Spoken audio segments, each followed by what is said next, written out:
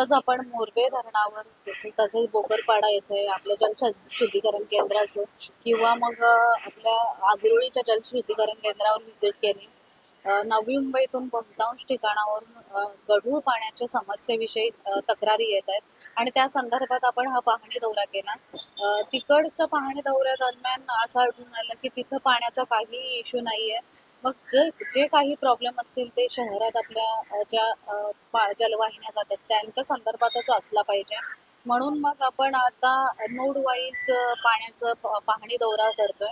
आज इथं आपण कोपर धरण्या नोडमध्ये हे पाहणी दौरा केलेला आहे आणि विविध सेक्टरमधून आपण सॅम्पल घेतले पाण्याचे आणि त्याची चाचणी केली. जो क्रायटेरिया शुद्ध पाण्याचा किंवा पिण्यायोग्य पाण्याची जी क्रायटेरिया आहे ती प्रत्येक नोडमधल्या पाण्याने योग्य अशी क्रायटेरिया दाखवलेली आहे. त्याच्यामुळे पाणी दूषित आहे असं सांगता येत नाहीये, पण तरीही पाणी गढूळ येतंय किंवा पिवळसर पाणी येतंय, तर नक्कीच ही समस्या आहे आणि संपूर्ण नवी मुंबईत ही समस्या आहे. तर ह्याचं निदान निघणं खूप गरजेचं आहे.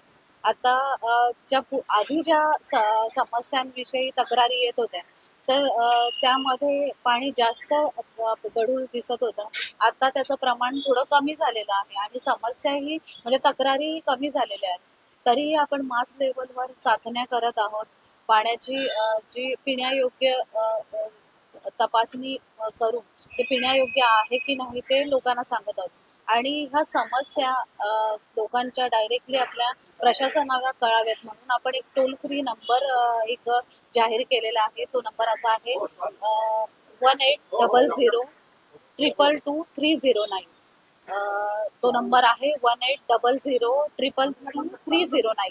तर नक्कीच आपण पाण्यासाठी काही संदर्भात या काही तक्रारी असतील आपल्या तर ह्या टोल फ्री नंबरवर आपण कॉन्टॅक्ट करू शकता. आपल्या घरामध्ये येऊन प्रशासन कर्मचारी सॅम्पल घेतील आणि तिथल्या तिथं आपल्याला पाण्या संदर्भात चाचण्या करून आपल्याला ते पाणी पिण्यायोग्य आहे की नाही ते सांगतील.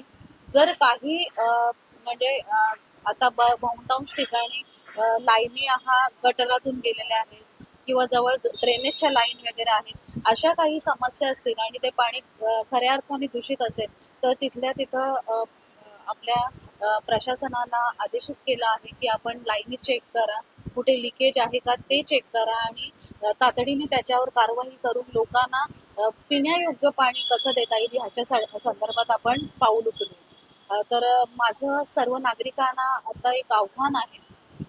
पाण्यामुळे आजार पण वाढते असंही काही ठिकाणी होतंय, पण बऱ्याच ठिकाणी आता असं होतंय की उष्माघाताचा त्रास जाणवतोय. त्यामुळेही पोटाचे विकार, उलटी, जुलाब यासारखे आजार वाढत आहेत.